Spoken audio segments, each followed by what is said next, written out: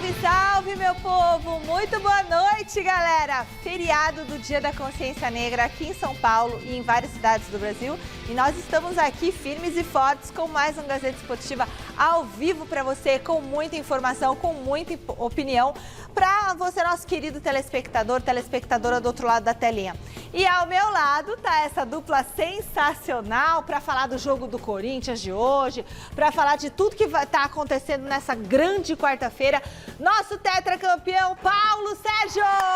Boa noite, Nino. Que resultado, hein?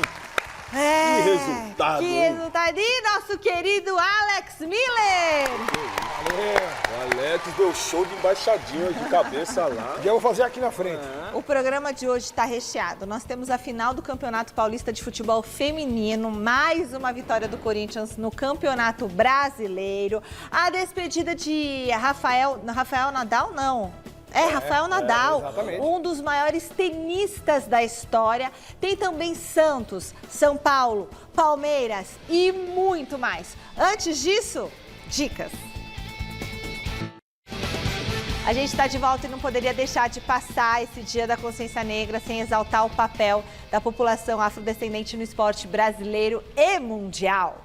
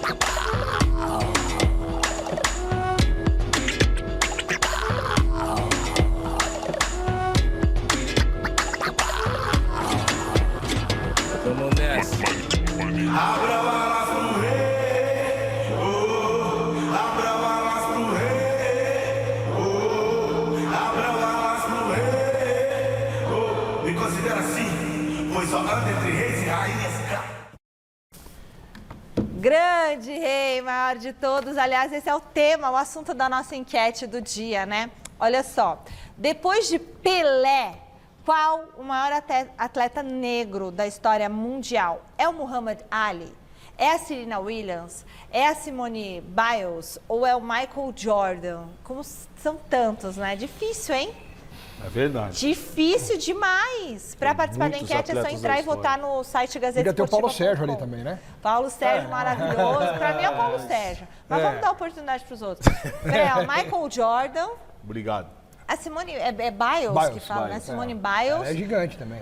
A Serena, Williams. as irmãs Serena Williams, né? O Muhammad Ali também, que é assim, a gente não tem nem Eu palavras. votaria no Michael Jordan. E você, Paulo? Eu também. Desses daí, o Michael Jordan. Michael Jordan? Do basquete? É, gigante. Porque até hoje ele é um ícone aí no basquete. Mas ele é o no maior esporte, de todos no é. basquete?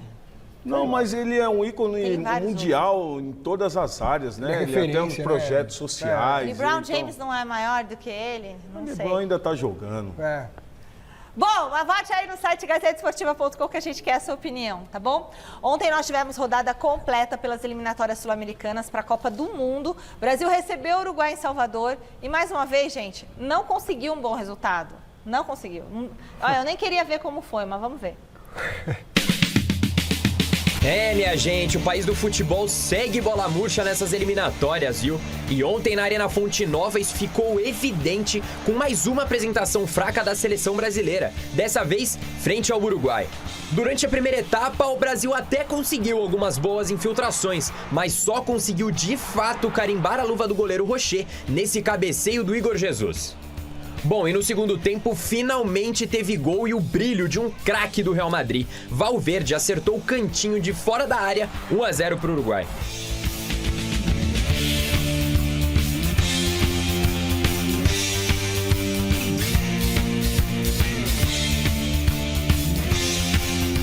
A resposta brasileira veio em seguida, golaço do Gerson, que pegou o rebote de prima, rapaz, 1-1.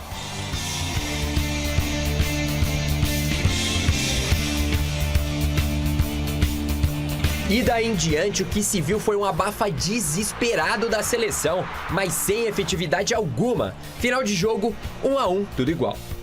O que eu vejo, assim, de um modo geral, eu acho que o trabalho, ele vem melhorando a cada momento. Percebo isso em todas as colocações aí dos jogadores, aquilo que nós temos visto em campo. Essas últimas 2 partidas, eu acredito que nós temos tido aí um bom volume de jogo, nós criamos oportunidades, poderíamos ter tido uma sorte melhor. E um gol apenas nos daria aí a possibilidade hoje de finalizarmos essa etapa na segunda colocação. E aí? O que falar dessa seleção, hein? Já foi esse tempo, hein? Deve ser triste pra você ver isso acontecer. Não, eu estava até comentando essa semana com os garotos, né? E eles falaram sobre a seleção brasileira e são garotos que não viram o Brasil ser campeão do mundo. Não sabe o que assim é, né? como a minha geração não pôde ver o Brasil ser campeão do mundo. Nossa, eu vi 2 vezes, que bom, então, que 70 eu não vi nada, né? Não pude presenciar. Eu nasci em 69, mas em 70 eu não vi nada. Então a minha geração não conseguiu, mas mesmo assim a minha geração ainda conseguiu ver um bom futebol. Seleção de 82, seleção de 86, sim, de 90, 94. Então nós pudemos ver um bom futebol. Então hoje essa geração... E sentiu que era o Brasil inteiro parar, a gente pintava a rua, pintava a rua. E essa geração, não sei, nós não temos uma perspectiva de ver se essa seleção chegar no Mundial e conseguir ganhar. Mas também não dá nem vontade de pintar a rua. Eu não sei nem quem são os caras. Isso é verdade. Se você pedir pro torcedor na rua escalar a seleção brasileira, ninguém sabe. A gente aqui tem dificuldade de escalar. Se puser eles passando aqui... Metade da seleção convocada eu não conheço de fisionomia. Não a pior geração da história? Mas você sabe, eu não acho que não. Eu acho que tem muitos talentos. Agora, eu não concordo um pouco quando o atleta acha que tá tudo bem. Que tá arrebentando, né? Que tá tudo bem. O Rafinha falou depois do jogo. O Rafinha falou. Não é possível. Não é possível. Ele empata 2 vezes contra Venezuela. 2 vezes o Brasil, contra... pela primeira vez na história, o Brasil não conseguiu ganhar da Venezuela nas eliminatórias. Empatou os 2 jogos. E outra, se a Copa do Mundo fosse o ano que vem, nós estaríamos em quinto, classificado, mas em quinto lugar. Em outros tempos não classificaria, porque iam menos seleções. Hoje em dia vai todo mundo, né? Hoje em dia tem 10 seleções disputando, vão 11 para a Copa. Então, é por isso que o Brasil também vai em todas agora, né? E ontem chegou um momento no segundo tempo que quase tomou o segundo gol. Quase tomou o segundo gol, porque o time ficou totalmente desordenado. Então é uma seleção que não me traz assim uma perspectiva muito grande de conquista. Falta ambição de fazer gol, sabe? Eles têm muita firula, têm habilidade, eles têm, sabe, aquela qualidade no drible, tudo isso tem. Mas falta para essa seleção... Mas é o treinador a culpa ou eu acho que do atleta? Um pouco de cada um também, porque acho que o técnico, se fizer um trabalho assim, tem que chutar, abriu, chuta, talvez eles chutem um pouco mais. Mas não, eles ficam muito no passe daqui, passe dali, fricotinho aqui, frescurinha ali. Mas você sabe, Alex, antigamente o atleta, quando chegava na seleção, ele jogava mais do que no time. Hoje é o contrário, né? Hoje é o contrário. Não, o Vinícius Júnior da seleção, hoje é o contrário. Mim, não é titular do Atlético Goianiense. O Vinícius Júnior da seleção. Então, o atleta, antigamente, quando eu tinha momentos que eu estava no Corinthians, o pessoal falava, o Paulo tá jogando melhor na seleção do que no Corinthians. Pois é. Então, precisa mudar um pouco a mentalidade aí dos atletas. Eu sei que o Dorival tá fazendo um trabalho ali, tentando resgatar o futebol brasileiro, mas o atleta precisa também ajudar. Muito bem. Olha só, antes deles comentarem os jogos de ontem pelas eliminatórias, vamos dar uma olhadinha em como que ficou a tabela de classificação. A Argentina segue firme e forte na liderança, 25 pontos. Uruguai está na segunda colocação, seguido de Equador, Colômbia, e aí o Brasil aparece em quinto com 18 pontos, um a mais que o Paraguai, que seria a última seleção classificada de forma direta para a Copa do Mundo. Bolívia, a sétima colocada, já estaria na repescagem. No final da tabela a gente tem Venezuela, Chile, Peru, que segura a lanterna com 7 pontos ganhos. Vocês lembram de algum outro ano tão ruim assim para a seleção brasileira? Em termos de classificação, assim... Em termos de classificação foi em 94, né? Para a Copa do Mundo, o Brasil 94 se classificou para a foi Copa de difícil. 94 na última rodada. Mas era um outro sistema, né? E aí foi campeão em 94, né? É. Quer dizer, teve tanta dificuldade, tiveram que convocar o Romário para jogar, né? E o Romário arrebentou contra o Uruguai no Maracanã, né? E o Brasil se classificou para a Copa do Mundo. Mas me preocupa ver a seleção e eu não sei, cara. Eu gosto do Dorival Júnior como pessoa, acho ele um bom treinador. Mas sabe quando você não sente ainda aquela pegada de um técnico que chegou para realmente fazer a Copa do Mundo e ganhar? Dá o nome ali, Então, né? não sei. E como a próxima data FIFA é só em março do ano que vem, eu não colocaria a minha mão no fogo de que até lá a CBF possa conversar, pensar, repensar, não sei. Não estou falando que ele tem que cair, tem gente que acha que já tem que cair. Eu ainda não acho nada, porque eu acho que a seleção não é nada nesse momento em relação às suas atuações. Empatar 2 vezes com a Venezuela, para mim, é vergonhoso. Você passar uma data FIFA sem ganhar um jogo, para mim é muito ruim. Tanto Não, é que e o a Brasil colocação tá da Venezuela. A Venezuela está lá absurdo. embaixo e o Brasil não ganhou nenhum dos 2 jogos da Venezuela. E a Venezuela hoje não estaria nem na repescagem. Então a fase do Brasil é muito ruim. Começou muito mal com o Fernando Diniz, continuou muito mal com o Dorival Júnior, subiu uma posição. O Fernando Diniz deixou a seleção em 6º e o Dorival terminou o ano em 5º. Quer dizer, é evolução? Eu acho que é uma questão só de Não, e posição outra ali. coisa, você jogando com equipes grandes, né? No caso, no Uruguai, é jogo lá e cá, a gente sabe disso, mas a superioridade, nós não vimos uma superioridade como nós vimos em jogos passados. Sim. O Brasil, né, com o próprio torcedor, no estádio, próximo, você pode ver no estádio, não estava cheio. É. E, ó, Então só você vê o terminou em interesse quinto. do torcedor brasileiro. E só terminou em 5º porque a Bolívia empatou com o Paraguai, né? É. Porque senão era capaz de nem terminar em 5º. Era pro Paraguai estar na frente, se fosse isso. Bom, quarta-feira movimentada nos campos pelo Brasil. Às 11 da manhã tivemos a abertura da 34ª rodada do Brasileirão com o Coringão recebendo o Cruzeiro na Neoquímica Arena. O Thiago Salazar estava lá e chega com todos os detalhes de mais uma vitória do Corinthians, a 5ª consecutiva. Preto e branco juntos, na luta contra o racismo, unidos no dia de Zumbi e da consciência negra. Uma causa que se mistura à história do Corinthians, que estampa o uniforme e que se identifica com a Fiel. Uma torcida que também se identifica com o início de jogo de hoje, contra os reservas do Cruzeiro na Neoquímica Arena. Foi só a bola rolar que o Timão partiu para cima da Raposa de Fernando Diniz. O gol era questão de tempo e nem demorou tanto assim. Aos 10 minutos, o camisa 10 recebeu de Breno Bidon pela esquerda. A bola sobrou para Memphis Depay, que limpou a marcação e afundou o goleiro Anderson. 4º gol do holandês pelo time de Itaquera.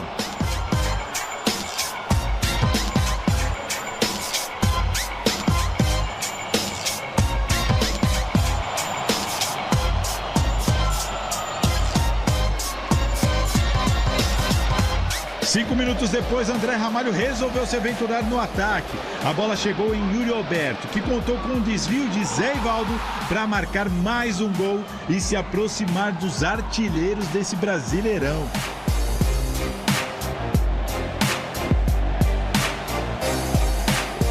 O clima mudou de vez quando o Kaique resolveu arriscar de longe. Dessa vez, a bola desviou em André Ramalho antes de entrar.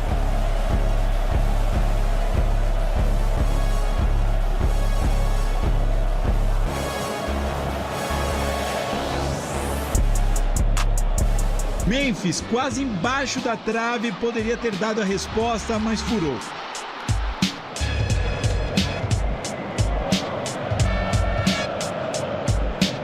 E Ramalho evitou o empate do Cruzeiro depois dessa atrapalhada de Hugo com Gustavo Henrique.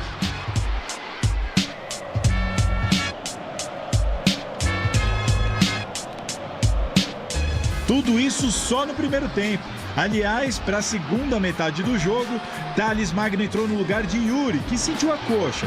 E o Corinthians poderia ter dado ao seu torcedor um placar mais tranquilo. Não precisava ter sido sofrido como foi, com direito a um cartão bobo que vai tirar Memphis Depay da partida contra o Vasco. Pelo menos, o Timão segurou o resultado e, no fundo, é o que importa, não é?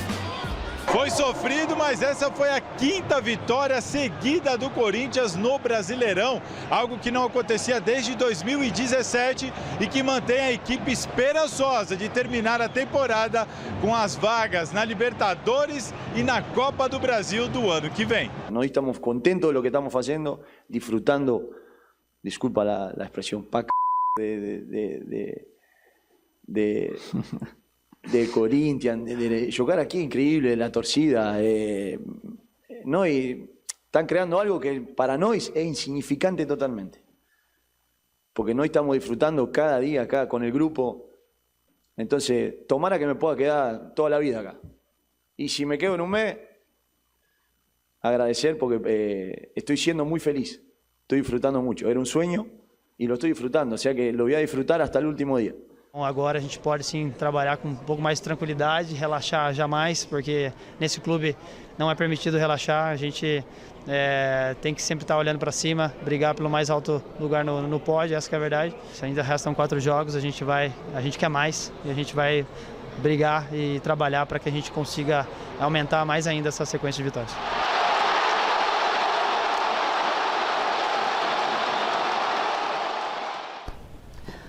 E aí, esse jogo do Corinthians, nesse calor que fez hoje 30 graus em São Paulo? Impressionante, impressionante. Mas mesmo assim, nós podemos observar como o jogador mais leve, ele começa a tocar mais a bola, joga mais, começa a desfrutar mais do futebol. Então nós vimos um Corinthians totalmente leve os primeiros 20 minutos. Amassando o Cruzeiro. Amassando o Cruzeiro. Um Corinthians que foi bem escalado. Gostei da escalação do Ramon, até porque o Bidon hoje, para mim, é um dos principais jogadores do setor de meio campo.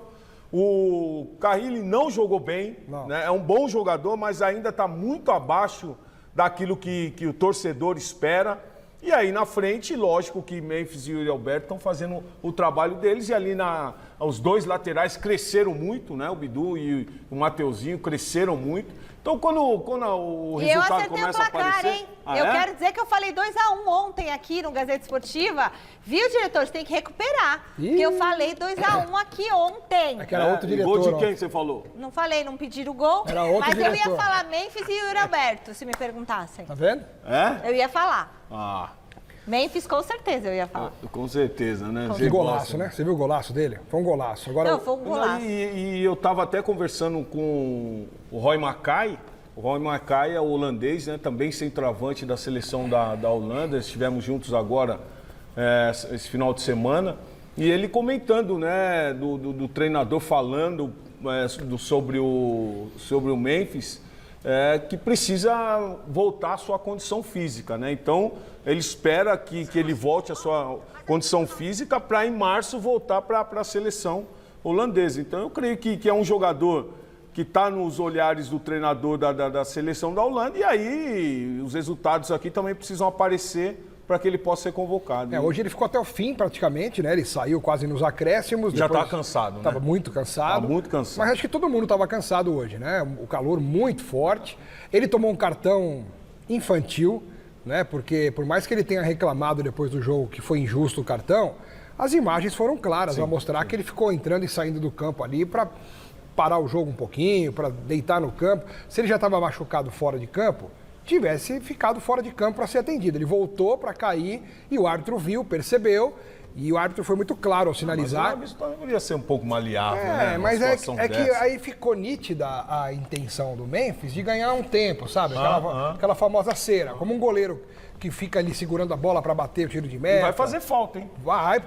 O jogo contra o Vasco... Jogo importante. É importante, até mesmo pro próprio Vasco. Também, né? porque o Corinthians acabou de ultrapassar o Vasco na tabela. Sim. E o Yuri Alberto saiu de campo machucado hoje. Sentiu a coxa no intervalo.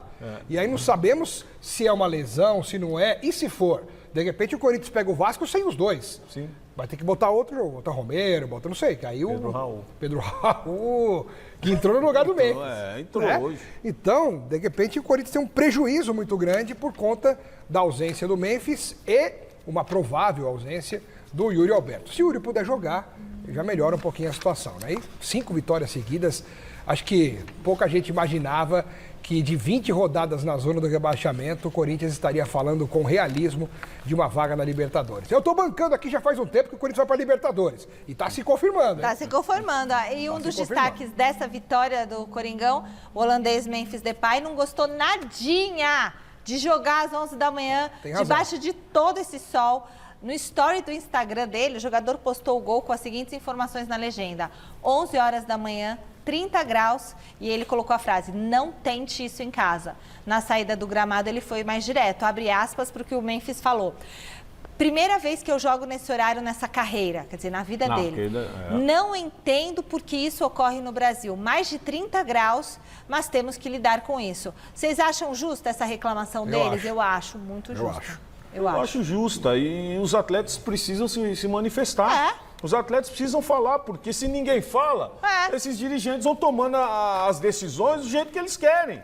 Né? Até porque colocaram o jogo às 11 horas para beneficiar o Cruzeiro, que teria a viagem agora para a final. Então é lamentável nós vemos esses tipos de coisas no Brasil acontecer. Até porque o jogador não se manifesta. Vamos lá. A única coisa que não é de hoje. Desde que eu sou criança, tem jogo 11 da manhã. Então, é uma coisa que sempre foi assim e é errado. Não estou falando que é certo. É melhor ser 4 da tarde. Não, deveria ser. Ou então faz 10, sei lá, 10, 9 da manhã. Não, é muito cedo, não dá. Mas tem que essa ser 4, hora 5 da tarde. Foi igual a Copa do Mundo de 94 nos Estados Unidos. Também. Você que passou teve jogo por isso. lá. Eram outros tempos. Tudo bem. Outros tudo tempos. Bem, mas era meio-dia o jogo lá com 50 graus na cabeça.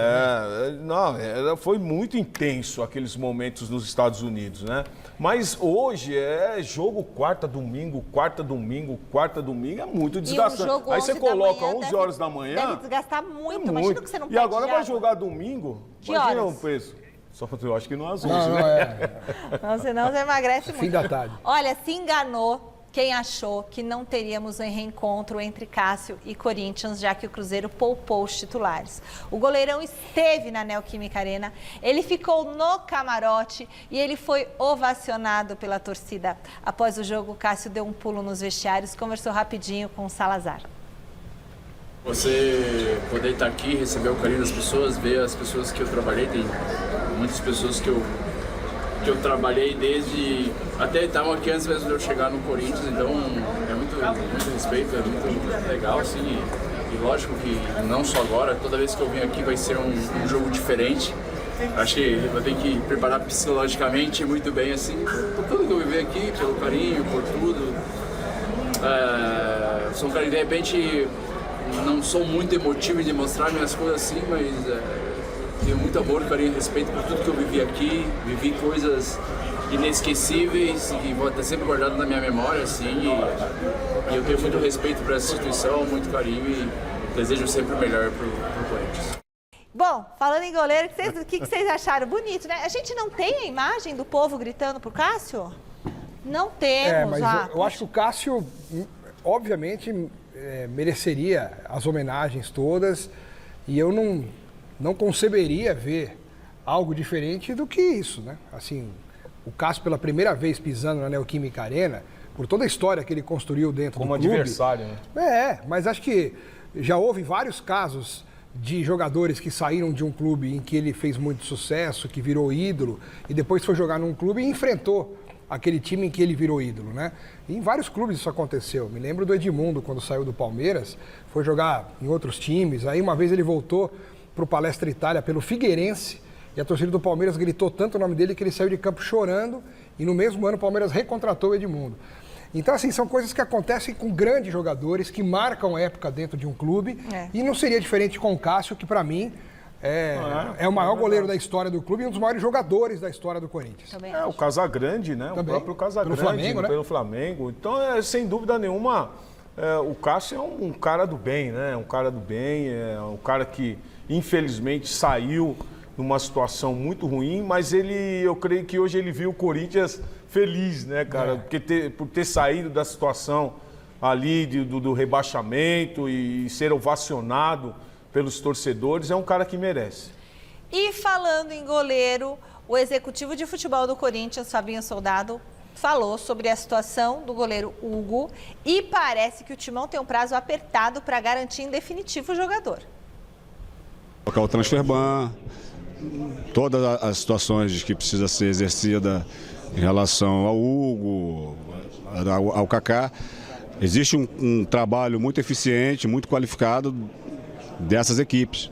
O Corinthians está trabalhando fortemente, né, para que essas ações estejam resolvidas. Um time muito forte do jurídico, dirigido pelo Vinícius Cascone, o financeiro pelo Pedro, então eles estão cuidando sobre essas situações. Eu tenho conversado diariamente e estou muito tranquilo, porque o que me passaram, o que eles têm me passado é que no momento certo, na hora certa, as ações serão realizadas e nós teremos tranquilidade para continuar trabalhando. Agora toda a parte burocrática ela precisa ser finalizada e até dia 30 é a data limite. Então por isso que precisa realmente ser tratado pelos advogados, pelos jurídicos, porque são detalhes e esses detalhes realmente eu não posso falar com propriedade. Tranquilo, porque sei que está sendo bem tratado. E aí? Tudo ajuda, né, Mi? Tudo ajuda os resultados. Os resultados começam a aparecer e você tem uma tranquilidade maior para tratar dessas coisas. É lógico que hoje perder o Hugo, ninguém pensa nisso. Até porque Mas corre risco. Corre risco, mas eu creio que primeiro as coisas já estão se normalizando lá, porque em outros tempos quem iria estar dando entrevista seria o presidente. Não seria o Fabinho. Então as coisas já estão tem que se preservar. E é muito bom o Fabinho vir a público, se colocando, explicando, deixando o torcedor mais tranquilo. Então, sem dúvida nenhuma, a fala dele me convence que está tudo tranquilo. Tá tudo tranquilo? Eu não sei se está tudo tão tranquilo assim, porque ele também não vai chegar a público e falar para o torcedor, olha, tô com muito medo de perder o Hugo Souza. Não, eu acho que a gente... O meu sentimento em relação à fala dele foi coerente. Ok, não, foi coerente. A fala tem que ser essa mesmo, né? O jeito que ele falou e o que ele falou tá certo. Ele tem que passar otimismo, confiança, mas...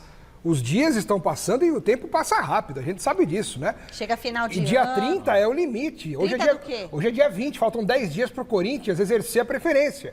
Se o Corinthians em 10 dias não comprar o Hugo Souza, o Flamengo ele tem a liberdade de negociar com quem ele quiser. Se o Palmeiras quiser ir lá e comprar o Hugo Souza, ele compra do Flamengo. O Corinthians não pode fazer mais nada. Então o Corinthians tem até o dia 30. E é barato, não é que é caro. Peraí, que é o Palmeiras? Não, dê exemplo. O Inter pode ir lá, o São Paulo pode ir lá, qualquer um pode ir lá. Se a Leila já comprava. Eu também, se eu fosse ela, eu ia, você acha que não? Que ele é bom, Fabinho, você tá estando, hein? Não. Ó, vocês estão ouvindo? Tá bom. Se eu fosse a tia Leila... Se eu fosse o Marcos Braz, eu ia lá e comprava. Aqui, ó. Pá, passa dele. Comprava e recomprava. Ficava com 100% de novo. É verdade. Pelo que tem lá, o Hugo tá melhor hoje. Então... Gente, hoje também é dia de final do Campeonato Paulista Feminino de Futebol. No duelo de ida, o Corinthians bateu o Palmeiras por 1-0 e o Alexandre Silvestre tá lá, no Brinco de Ouro da Princesa, em Campinas, para contar pra gente como é que foi o jogo da volta. Boa noite, Silvestre. Tudo bem, Michele? Beijão pra você. Amigos, amigas, inimigos, simpatizantes, deu Palmeiras na final do Campeonato Paulista de Futebol Feminino aqui no Brinco de Ouro da Princesa, em Campinas, 2-1. Vou pedir pro Rafa Leão e pro Melchior Brito, meus queridos amigos de externa aqui, câmera, auxiliar, iluminador, para mostrarem o finalzinho da festa no gramado do Brinco de Ouro da Princesa. É o final da festa, é o apagar das luzes, um calor insuportável, Michele, e o Palmeiras virou para cima do Corinthians e a decisão foi parar nos pênaltis.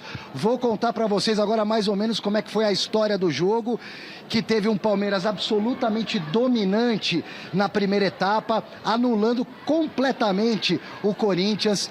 A Gutierrez abriu a contagem aos 12 minutos, artilheira do Campeonato Paulista Feminino 2024 com 8 gols. A Gutierrez fez o primeiro do Palmeiras. Depois a Brena, lá para os 30 e alguma coisa, ampliou. O Palmeiras continuou dominando a partida. A Brena ampliou, só que o lance foi parar no VAR. foi flagrada uma mão da Dudinha, jogadora do Palmeiras, no início da jogada. O gol foi anulado e logo na sequência, aos 41 do primeiro tempo, a própria Dudinha emendou um balaço, estufando a rede da Lelê, goleira do Corinthians, 2-0. O jogo foi assim para o intervalo. Na volta, saiu do banco Yaya, que estava esquentando a reserva, e logo no primeiro lance do segundo tempo, a Yaya diminuiu de cabeça para o Corinthians, 1-2. A partida no segundo tempo foi muito truncada, uma verdadeira batalha campal, um calor de matar, as meninas morrendo em campo, se esforçando, um duelo muito equilibrado a partir desse 1-2, e foi se arrastando até o finalzinho, com acréscimos e tudo. No final da partida, a goleira do Palmeiras, a Kate, ela se machucou, fiquei até na dúvida se ela iria continuar no jogo, mas ela seguiu na partida e a decisão foi para os pênaltis. E aí, Michele, nos pênaltis, a Kate Tapia foi a heroína, porque o Corinthians não conseguiu cravar nenhuma penalidade. Foram 4 cobranças, uma na trave e 3 defesas da Kate Tapia, sendo a heroína do jogo, a melhor em campo, considerada assim pela Federação Paulista, por quem acompanhou a partida, e deu o Verdão nos pênaltis 2-0, no tempo regulamentar 2-1, virando para cima do Corinthians, que havia vencido em Itaquera. O jogo foi aqui no Brinco de Ouro da Princesa, por uma recomendação da Polícia Militar, já que teve jogo do Corinthians masculino pelo Campeonato Brasileiro de manhã em Itaquera. A polícia ficou com receio de encontro de torcidas pela cidade, pelas linhas de trem e de metrô. Enfim, os caras brigam até quando não tem jogo, né? Mas enfim, a polícia preferiu que o jogo não fosse no Allianz Parque. O Palmeiras ficou chateado com isso, trouxe aqui para Campinas, mas acabou dando tudo certo. Pena que o estádio não lotou, apenas 4 mil pessoas por uma arrecadação aproximada de R$60 mil, mas a festa foi muito grande, deu Palmeiras desbancando o Corinthians, que era o atual campeão paulista, não é mais. Corinthians que nessa temporada ganhou Copa do Brasil, Brasileirão e Libertadores da América. É um time muito forte no futebol feminino do Brasil, só que o Palmeiras conseguiu passar por cima do Corinthians e levou a taça. O Palmeiras feminino é campeão paulista, Michele, e a Kate Tapia pegou tudo e mais um pouco nos pênaltis, e teve ainda até a titia Leila comparecendo ao jogo e levantando a taça junto com as guerreiras do Palmeiras no pódio aqui no Brinco de Ouro da Princesa. Palmeiras é campeão paulista de futebol feminino, Michele. Bom, eu ia falar com vocês sobre o Campeonato Paulista. Tia Leila ficou feliz. Deu a taça. Ah, mas ele não ia perder essa chance, né? Oh. Ele não ia perder essa chance, ainda vai ter eleição domingo, ela tem que aparecer em todos os momentos. Ah, mas ela nem precisa disso, Alex. Ela acho que já tá com a... Você acha que ela tá preocupada com a eleição? Se ela não tivesse preocupada, ela não estaria fazendo o que ela tá fazendo lá dentro do clube. Mas o que ela tá fazendo lá dentro? Rapaz, É? daria um programa inteiro, hein? Ah, é? Olha a tia Leila lá, deixa eu ver a tia Leila. Tá andando. Tia Leila tá com moral, olha lá. Tá Olha todo lá. mundo emocionando a tia Leila. Claro, olha só que beleza. Foi lá. E que bom que as meninas foram campeãs, ela tava lá. Ah, eu acho muito bacana o trabalho dela. O presidente tem que estar lá. Perfeito. Não, o presidente do clube sempre tem que estar presente nos momentos assim, nas finais, né? Aqui ela não era de acompanhar muito o futebol feminino, mas agora, em alguns momentos, ela começou a acompanhar em jogos mais decisivos, mais importantes.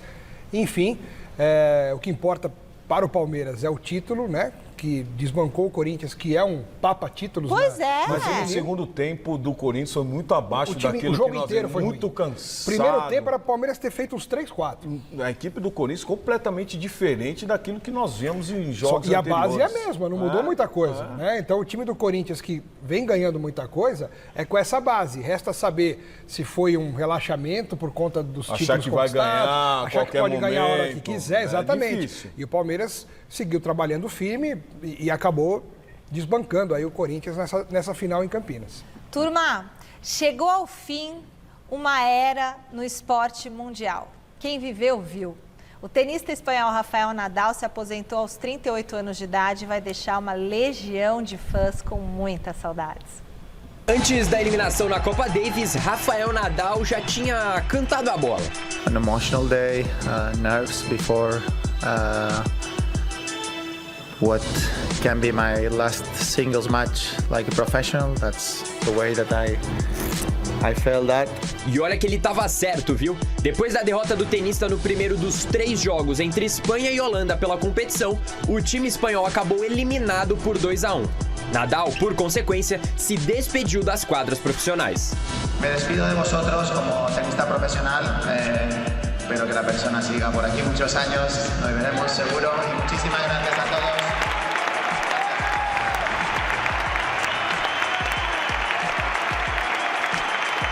Bom, com isso, o mundo do esporte começou as justas homenagens. Em Paris, onde Nadal venceu 14 títulos de Roland Garros, uma projeção gigante com vários dos feitos do esportista tomou conta da Torre Eiffel. Companheiro de Nadal na Copa Davis, Carlos Alcaraz, tenista número 3 no ranking da ATP, falou sobre o legado do compatriota. He was one of the best ambassador, for tennis. I mean, his legacy is gonna be eternal. Nadal diz adeus ao tênis com 22 títulos de Grand Slam, 2 medalhas de ouro em Olimpíadas e a fama de ter sido o melhor da história do Cyber.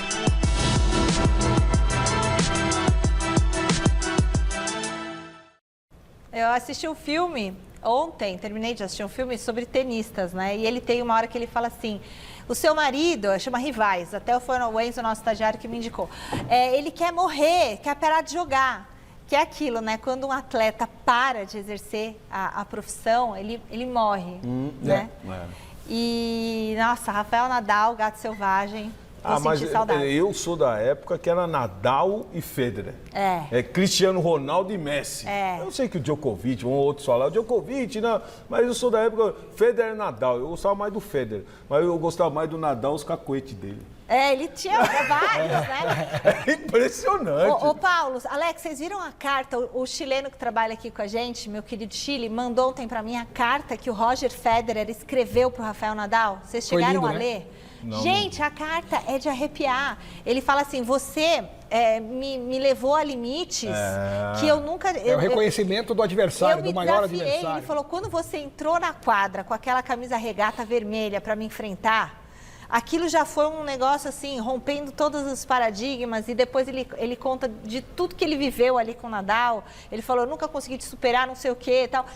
E a reverência que ele fez, né? Eu achei tão bonito. E os filhos dele, do Federer, estudam nas escolas do Nadal. Não, o legal de tudo isso é que não há uma rivalidade dentro das quadras. Sim. Fora das quadras há um respeito. Uma civilidade. A civilidade. Então você vê no futebol o Messi, quando vai receber uma premiação, o Cristiano Ronaldo não se cumprimenta o direito, causam aquela polêmica, se um vai ganhar, o outro não vai. E muito pelo contrário, o que nós vemos aí, essa atitude do Federer, foi linda. A atitude humana de um grande atleta. E só uma coisa, independentemente de quem prefere quem, por exemplo, você prefere o Federer, outros preferem o Nadal, eu sou mais Djokovic, mas quando um cara desse tamanho encerra a carreira, ele merece todas as homenagens, todas as reverências. O mundo precisa aplaudir um cara que constrói uma carreira como essa do Nadal. E o Agassi, eu lembro do André Agassi. Eu também. Você já estava Pete Sampras. Daqui a pouco você vai lá para trás. Ivan Lendl. Da época de vocês. Eu lembro do Agassi, que era muito bonito. Joe McEnroe. Alexandre Silvestre. Não, agora a gente vai falar com o José Paes. Vamos voltar a falar em Campeonato Brasileiro, porque acabou agora em Bragança Paulista o duelo entre Red Bull, Bragantino e São Paulo. O José Paes está lá e tem os detalhes desse jogo. Boa noite, Zé. Fala, Mi, boa noite para você, boa noite para todo mundo que está acompanhando aí o Gazeta Esportiva nesse feriadão. Exatamente isso, estou aqui em Bragança Paulista, mais precisamente no estádio Nabi Abichedi. Acabou ainda há pouco, como você bem disse aí, 34ª rodada do Campeonato Brasileiro. Aqui, ó, Nabizão, vai mostrar para você aqui o Osmar Menezes com suas imagens. O gramado já está vazio, rolou Red Bull Bragantino e São Paulo. Jogo importante do Campeonato Brasileiro que terminou empatado em 1-1. Pois é, Michele, 1-1. Daqui a pouquinho a gente vai mostrar para vocês aí todos os gols, os lances importantes dessa partida. Com esse resultado, o São Paulo segue ali na 6ª posição, tem agora 58 pontos, segue brigando por vaga no agora G5 do Campeonato Brasileiro, né? O Red Bull Bragantino, que não fazia um gol há 5 jogos, fez gol hoje aqui no São Paulo, chegou aos 38 pontos, mas segue aí na 18ª posição do Campeonato Campeonato Brasileiro lutando contra o rebaixamento. Então vou voltar para o quadro aqui, para chamar aí com vocês as imagens, os gols desse jogo. Chileno, nosso diretor, pode rodar aí as imagens para a galera que está assistindo o Gazeta Esportiva, porque o Red Bull Bragantino quem abriu o placar, viu? Logo aos 15 minutinhos com o Eduardo Sacha, uma falha danada ali do Sabino na lateral esquerda, no cantinho esquerdo ali da zaga do São Paulo. Então o Eduardo Sacha abriu o placar. O Bragantino foi muito melhor do que o São Paulo na primeira etapa, mas o São Paulo, na base da individualidade de Lucas Moura, conseguiu chegar ao empate 1-1. O Lucas erra a pedalada ali, mas o Juninho Capixaba não acredita que o Lucas vá chegar na bola. O Lucas chega, dá um tapinha, tira do Cleiton, empata o jogo. No segundo tempo, a mesma tônica. O Red Bull Bragantino pressionando, o São Paulo de vez em quando chegando lá no ataque, mas nenhuma das duas equipes conseguiu balançar novamente a rede. O São Paulo entrou aqui em campo com um time muito modificado. Eram muitos os desfalques para essa partida. Inclusive o técnico Luiz Ubeldia estava suspenso, tomou o terceiro cartão amarelo contra o Atlético Paranaense, depois daquele carrinho, né, no gol lá do André Silva para comemorar. Então o São Paulo entrou em campo com o Rafael no gol, teve o Igor Vinícius na lateral direito, o Juan na vaga do machucado Arboleda, o Alan Franco, o Wellington não jogou, estava machucado, tá machucado também, jogou por ali o Sabino mais uma vez improvisado. No meio de campo teve o Luiz Gustavo, o Marcos Antônio, o Luciano na meia de ligação, lá na frente Lucas de um lado, Ferreirinha do outro e o André Silva no comando de ataque, porque o Caleri também está na transição física, né? Não jogou, veio aqui para Bragança, ficou assistindo num camarote, mas não jogou essa partida. Eram muitos os desfalques, tinha jogador defendendo aí sua seleção nessa data FIFA, então o Ferrarese estava lá defendendo a Venezuela nessa data FIFA, não jogou, Bobadilha da mesma forma, o Jamal Lewis até chegou a viajar lá para a Europa para defender a Irlanda do Norte, mas teve uma lesão, também acabou não jogando nessa data FIFA. Enfim, muitos os desfalques, Lisieiro, o Wellington Rato, uma infinidade de gente no DM aí do São Paulo. O técnico Luiz Ubeldia teve que se virar, o Maxi Cobeiras ficou à beira do gramado, teve que se virar ali nas alterações quando necessário, e o São Paulo sai daqui com empate 1-1. Tricolor que volta a campo no próximo sábado, viu, Michele, para enfrentar o Atlético Mineiro no Morumbi. Atlético Mineiro que vai estar pensando lá na final da Libertadores, né, contra o Botafogo no próximo dia 30. Tá certo, Michele? Devolvo para vocês aí, resultado ruim para o São Paulo nessa busca por vaga direta na Copa Libertadores da América. A ver o que vai dar pro Tricolor na sequência do Brasileirão. Devolvo para você, minha amiga. Obrigada, José Paz. Poxa, tinha que ter ganhado, né? Horrível o resultado. Não, e o Zé também, lá vendo o jogo, não viu um bom jogo, não. Não viu um bom jogo. Por mais que alguns desfalques nessa equipe do São Paulo, mas você tem Lucas, você tem Luciano, você tem Ferreirinha, André Silva entrou no jogo passado, entrou bem. Você tem jogadores bons. Eu vou mais além, fazer um jogo bom. Eu vou mais além. Se tivesse alguém para ganhar o jogo, seria o Bragantino pelas oportunidades criadas. Quer dizer, o São Paulo não jogou nada contra um time que não vem ganhando de ninguém. O Bragantino vem fazendo uma péssima campanha nesse segundo turno, tanto é que está na zona do rebaixamento e continua, porque esse empate mantém o Bragantino na zona, vai a 37 pontos, fica atrás ainda do Juventude, que está na zona do rebaixamento com 37, e o São Paulo, ele foi a 58 com esse empate e continua atrás do Inter e do Flamengo. Então, se a intenção do São Paulo é buscar uma vaga direta para a Libertadores, esse resultado foi horroroso para conseguir fazer isso.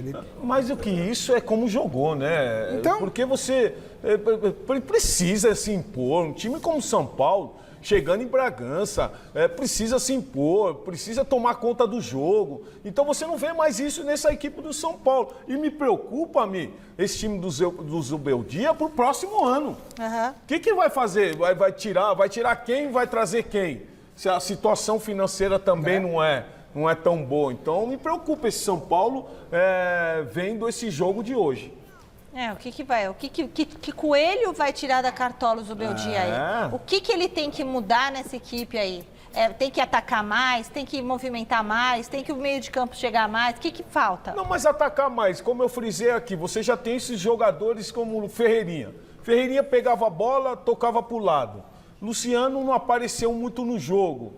O Lucas fez um golaço, né, de perseverança, por mais que o zagueiro do Bragantino errou ali no lance, mas o Lucas foi lá e definiu bem.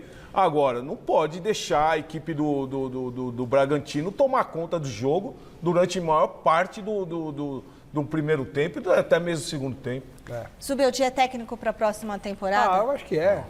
Vai tirar ele e fazer o quê? Eu acho que não. Agora ele não foi um ano ruim. É que assim, agora se ficar fora da classificação para Libertadores, aí vai ser um ano o São Paulo vai para Libertadores. A briga é se vai direto ou não, né? Mas vai acabar aí. Mas não é nem a questão de ser ruim ou não. A questão é como que vai ser daqui para frente. Sim. Se o resultado positivo, um futebol bonito, que está todo mundo esperando desses jogadores, não acontece, é a preocupação para o próximo ano. Tá. Ok, mas para terminar, é para eu dar o resultado da enquete? Não, vou dar o resultado da enquete. Depois de Pelé, qual o maior atleta negro da história? A maioria respondeu Muhammad Ali, 60% dos votos. Maravilhoso. Olha, o Palmeiras está em ação nesse exato momento. Fim do primeiro tempo lá na Arena Fonte Nova, na Bahia. E o Verdão está empatando com o Bahia, 1-1. Saiu perdendo, hein? Amanhã vocês vão ter todos os detalhes aqui no Gazeta Esportiva. Pode falar um pouquinho do Palmeiras. E o Veiga fez um golaço de falta, né? Mas o Palmeiras tem que ganhar esse jogo, porque daqui a pouco tem Atlético Mineiro e Botafogo. Se não ganhar, o que acontece? Fica mais difícil para ser campeão. Fica mais difícil. A diferença é de 4. Se o Palmeiras ganhar, empata, vai ser 1. Se o Palmeiras empata e fica em 3, o Botafogo vai jogar com o Atlético daqui a pouco, sabendo do resultado do Palmeiras. Aí vai ganhando vai a 6. Aí fica muito difícil para buscar. Ainda dá matematicamente? Dá. Mas esse jogo com o Bahia, que não vem bem, o Bahia vem de 5 jogos. Obrigatório ganhar. O Bahia vem de 5 jogos sem vitória. O Rogério Ceni pendurado. Então, se o Palmeiras, que eu ia falar. O Palmeiras tem todo o segundo tempo agora para tentar ganhar. Precisa ganhar se quiser ser campeão. Mas essa pressão eu acho que está prejudicando essa equipe do Palmeiras. Tô achando também. Além do mais, quando o jogador tem que conviver, porque é uma vez só na semana jogando e ficou um bom tempo aí sem jogar. E você não consegue ver um time entrosado, um time bem para a conquista desse campeonato.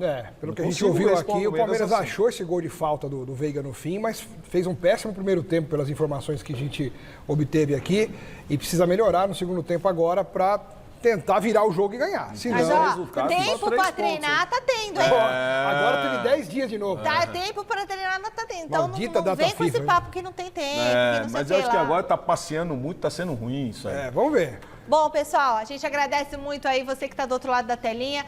Desejamos um excelente fim de feriado para vocês. Amanhã estaremos de volta aqui com Gazeta Esportiva. Fiquem agora com o Jornal da Gazeta. Tchau.